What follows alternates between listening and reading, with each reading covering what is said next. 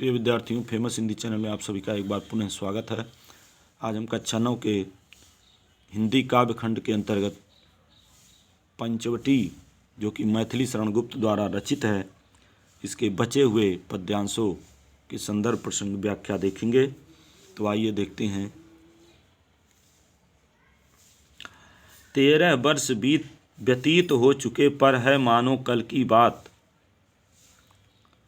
बन को आते देख हमें जब आर्त अचेत हुए थे तात। अब वह समय निकट ही है जब अवधि पूर्ण होगी बन की, किंतु प्राप्ति होगी इस जन को इससे बढ़कर किस धन की।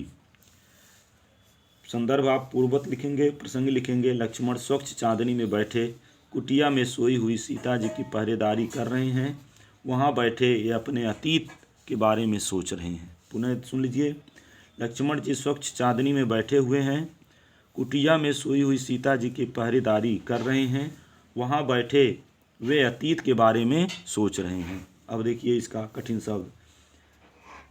व्यतीत हो चुके मतलब बीत गए, आर्त मतलब दुखी, अचेत मतलब बेहोश, तात मतलब पिता, अवधि मतलब निर्धारित समय, सीमा, इस जन को मतलब मुझे। अब आइए इसका व्याख्या देखते हैं। 13 वर्ष व्यतीत हो चुके पर है मानो कल की बात। लक्ष्मण जी सोचते हैं कि आज वनवास की अवधि के 13 वर्ष बीत गए, किंतु ऐसा लगता है जैसे कल ही की बात हो। वन को आते देख हमें जब आर्त अचेत हुए थे तात। जब हम लोग वनवास के लिए अयोध्या छोड़ रहे थे तो पिताजी को बहुत दुख हुआ था और वे दुख के कारण बेहोश हो गए थे। 13 वर्ष बीत गए, 1 वर्ष शेष रह गया। अब वह समय निकट ही है जब अवधि पूर्ण होगी वन की। तो कहते हैं अब 1 वर्ष ही शेष रह गया है और शीघ्र ही वह समय आ जाएगा जब वनवास की अवधि पूर्ण हो जाएगी मेरे लिए, किंतु प्राप्ति होगी इस जन को इससे बढ़कर किस धन की। आगे कहते हैं कि मेरे लिए वनवास का समय ही शुभप्रद था।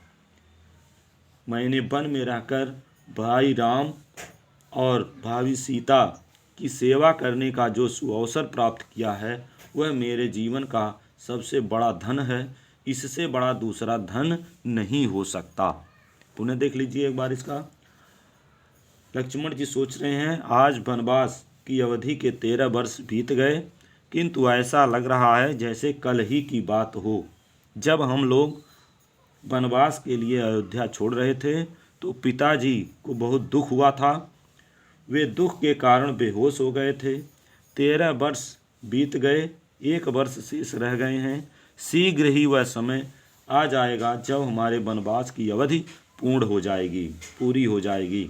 इसलिए वनवास का समय बहुत ही शुभप्रद था, लाभप्रद था कि मैंने वन में रहकर ही भाई राम और सीता की सेवा करने का जो सुअवसर प्राप्त किया है वह मेरे जीवन का सबसे बड़ा धन है और इससे बड़ा दूसरा धन हो ही नहीं सकता। अब आइए इसका काव्य सौंदर्य देखते हैं। भाषा साहित्यिक खड़ी बोली, रस शांत है, गुण प्रसाद, छंद मात्रिक, अलंकार उत्प्रेक्षा। अब आइए अगले अंतिम पद की ओर चलते हैं। और आर्य को राज्यभार तो वे प्रजार्थ ही धारेंगे, व्यस्त रहेंगे हम सबको भी मानो विवश बिसराएंगे। कर विचार लोकोपकार का हमें इससे होगा शोक, हमें न होगा इससे होगा शोक, पर अपना हित आप ही क्या कर सकता है यह नरलोक। अब आइए इसका देखते हैं। इसमें प्रसंग लिखेंगे कि सीता जी की कुटिया के आगे बैठे लक्ष्मण जी विचार कर रहे हैं। संदर्भ पूर्ववत हो जाएगा। प्रसंग लिखेंगे कि कुटिया के आगे बैठे हुए लक्ष्मण जी विचार कर रहे हैं। क्या विचार कर रहे हैं देखिए। और आर्य को वनवास की अवधि समाप्त होने पर जब हम लोग अयोध्या चले जाएंगे तब पूज्य श्री राम को राज्य का कार्य देखना होगा। तब श्री राम जी को राज्य का कार्य देखना होगा। राज्य प्राप्त करने की उनकी अपनी कोई इच्छा नहीं होगी, किंतु राजभार तो वे प्रजा के कल्याण के लिए ही धारण करेंगे। इस कार्य में वे इतने व्यस्त रहेंगे कि इसका मैं अनुमान नहीं कर सकता, और इस व्यस्तता के कारण वह हमें विवश होकर के भूल जाएंगे। यह भूलना उनका आदत नहीं है, किंतु व्यस्तता होगी। हमें इसलिए इस बात का कोई दुख नहीं होगा, क्योंकि वे कर विचार लोकोपकार, क्योंकि वह यह कार्य लोकोपकार लोगों की भलाई के लिए ही करेंगे। इसलिए इस कार्य में हमें कोई शोक नहीं होगा, कोई दुख नहीं होगा।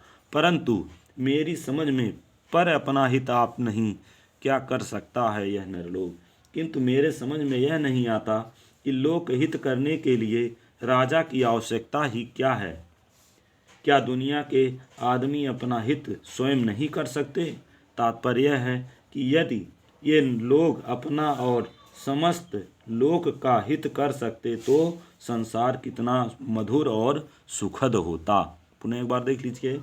लक्ष्मण जी कहते हैं, वनवास की अवधि समाप्ति पर जब हम लोग अयोध्या चले जाएंगे तो भैया राम को राज्य का कार्य देखना होगा। राज्य प्राप्त करने की उनकी अपनी कोई इच्छा नहीं होगी, किंतु राज्यभार तो वे प्रजा के कल्याण के लिए ही धारण करेंगे।